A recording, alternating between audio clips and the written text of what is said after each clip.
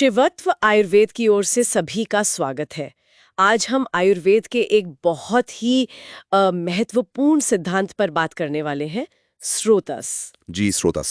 ये शरीर के वो अनगिनत रास्ते या चैनल्स हैं। ऐसा सुना है, कुछ बहुत छोटे कुछ बड़े। हाँ, बिल्कुल। हमारी आज की जो जानकारी है वो चरक संहिता और दूसरे आयुर्वेदिक ग्रंथों पर आधारित है। जी। और मकसद यही है कि इन जीवन देने वाले मार्गों को ठीक से समझा जाए और हमारी सेहत के लिए इनके क्या मायने हैं ये जाना जाए। सही बात है।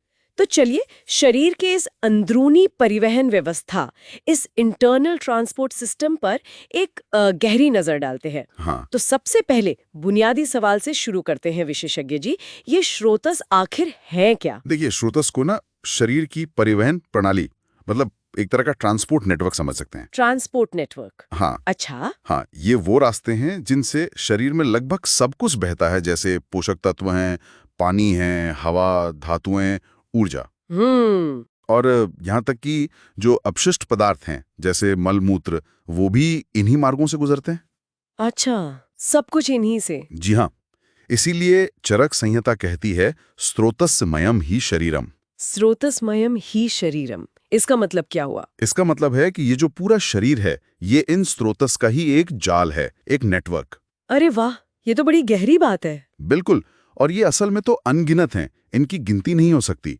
पर आयुर्वेद मुख्य रूप से, मतलब चिकित्सा की दृष्टि से, 13 स्थूल यानी मैक्रो स्रोतस पर ध्यान देता है। 13 मुख्य स्रोतस। हाँ, जिन्हें हम बीमारियों को समझने और उनके निदान में इस्तेमाल कर सकते हैं। अच्छा, तो फिर ये 13 मुख्य स्रोतस कौन कौन से हैं? इन्हें आयुर्वेद कैसे बांटता है? मतलब कोई वर्गीकरण है इनका? जी हाँ, बिल्कुल। इन 13 मुख्य स्रोतस को ना 3 समूहों में बांटा गया है। समझने में आसानी होती है इससे। अच्छा, 3 समूह। पहले हैं 3 स्रोतस, जो बाहरी दुनिया से शरीर में चीजें लाते हैं, जैसे प्राणवह स्रोतस, जो हमारी सांस और जीवन ऊर्जा के लिए है। फिर उदक वह स्रोतस, जो शरीर में पानी का संतुलन देखता है। और अन्न वह स्रोतस, जो भोजन पचाने और पोषण देने का काम करता है। ठीक है, ये तो अंदर लाने वाले हो गए। हाँ। फिर आते हैं 3 स्रोतस, जो शरीर से अपशिष्ट, मतलब गंदगी बाहर निकालते हैं। पुरीश वह स्रोतस, मल त्याग के लिए। जी। मूत्र वह स्रोतस, मूत्र त्याग के लिए। और स्वेद वह स्रोतस, पसीने के लिए। समझ गए, 3 अंदर लाने वाले, 3 बाहर निकालने वाले। और बाकी? और आखिर में है 7 धातु पोषण स्रोतस। ये बहुत महत्वपूर्ण है। धातु पोषण? हाँ, ये शरीर के जो 7 बुनियादी ऊतक है ना, जी। जिन्हें आयुर्वेद में धातु कहते हैं। रस, रक्त, मांस, मेद, अस्थि, मज्जा और शुक्र। जी, सप्त धातु। बिल्कुल। तो ये स्रोतस इन्हीं धातुओं को बनाने और उनका पोषण करने वाले मार्ग हैं। अच्छा। और एक और बात, हर स्रोतस का एक मूल भी बताया गया है। मूल मतलब जड़। हाँ, एक तरह से जड़, या कह लें कि उसका मुख्य नियंत्रण केंद्र, जहां से वो शुरू होता है या जहां से वो मुख्य रूप से नियंत्रित होता है। अच्छा, ये वर्गीकरण तो काफी व्यवस्थित लगता है। अब ये बताइए कि इन स्रोतस का हमारी सेहत से सीधा क्या लेना देना, और जब इनमें कोई गड़बड़ी होती है, जिसे शायद स्रोतोदुष्टि कहते हैं। बिल्कुल सही कहा, स्रोतोदुष्टि। देखिए, सीधा सा हिसाब है, स्रोतस स्वस्थ तो शरीर स्वस्थ। जब इन रास्तों में कोई रुकावट आती है, कोई विकृति आती है, या ये ठीक से काम नहीं करते, तो उसे ही स्रोतोदुष्टि कहते हैं। और असल में यही ज्यादातर रोगों की जड़ है। अच्छा, रोगों की जड़ यही है? जी। ये स्रोतोदुष्टि भी मुख्य रूप से 4 तरह की हो सकती है। 4 तरह की? जी। कौन कौन सी? पहली है अति प्रवृत्ति। इसमें क्या होता है कि प्रवाह जरूरत से ज्यादा बढ़ जाता है। अच्छा, ज्यादा बहना। हाँ। दूसरी है संग, जिसका मतलब है प्रवाह में रुकावट आ जाना या उसका बहुत धीमा पड़ जाना, ब्लॉकेज जिसे कह सकते हैं। संग मतलब ब्लॉकेज। हाँ। ठीक है। तीसरी है सिरा ग्रंथि। इसमें इन मार्गों में गांठें जैसी बनने लगती हैं।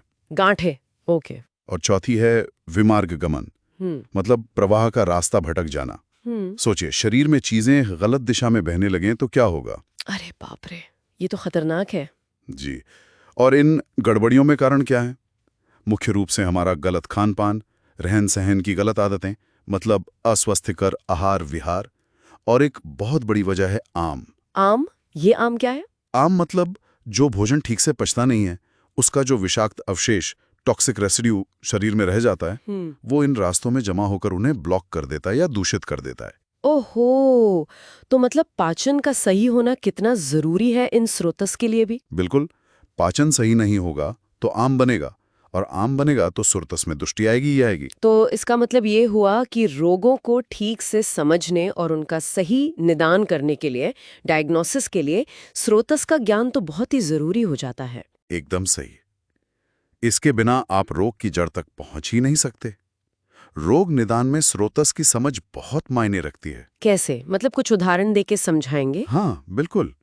देखिए, इससे पता चलता है कि रोग कैसे पनपा, उसकी संप्राप्ति क्या है और कहाँ से शुरू हुआ, उसका मूल क्या है।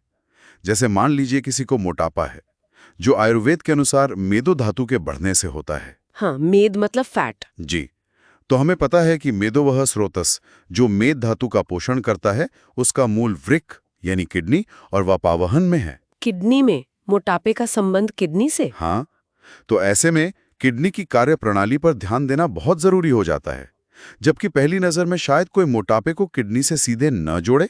ये तो बहुत ही रोचक बात है। इसी तरह मान लीजिए किसी के पैरों में सूजन है। ये अक्सर रस धातु की कमी या उसके वहन में दिक्कत का लक्षण हो सकता है। और रस वह स्रोतस का मूल कहाँ है? हृदय में। हृदय में? जी, तो पैरों की सूजन, जो शायद देखने में सामान्य लगे, वो दिल की किसी अंदरूनी समस्या का संकेत हो सकती है। ओह, तो इस स्रोतस का ज्ञान तो बिल्कुल एक डिटेक्टिव की तरह काम करता है ना, लक्षणों को उनकी जड़ से जोड़ता है। बिल्कुल सही कहा। ये हमें रोग कैसे फैल रहा है और कौन-कौन से अंग प्रभावित हो रहे हैं या हो सकते हैं, इसे समझने में मदद करता है। ये समझना वाकई बहुत महत्वपूर्ण है कि कैसे ये अदृश्य से लगने वाले रास्ते हमारे शरीर के इतने सारे काम और पूरी सेहत को नियंत्रित करते हैं। तो संक्षेप में कहें, स्रोतस शरीर की वो अंदरूनी परिवहन व्यवस्थाएं हैं जिनका स्वस्थ रहना ही हमारे समग्र स्वास्थ्य की कुंजी है। जी हाँ। और इनका ज्ञान रोगों को गहराई से समझने और उनके सही निदान में एक बहुत अहम कड़ी है। निश्चित रूप से। ये पूरी चर्चा एक विचार मन में छोड़ जाती है कि अगर हम अपने शरीर के इन सूक्ष्म चैनलों के स्वास्थ्य पर थोड़ा और ध्यान देना शुरू करें, तो स्वास्थ्य के प्रति हमारा रोजमर्रा का नजरिया शायद काफी बदल सकता है। बिल्कुल बदल सकता है। अगली बार हम नैदानिक निदान में दोष यानी वात, पित्त और कफ के महत्व पर और गहराई से बात करेंगे। इस बेहद जानकारीपूर्ण चर्चा के लिए बहुत बहुत धन्यवाद।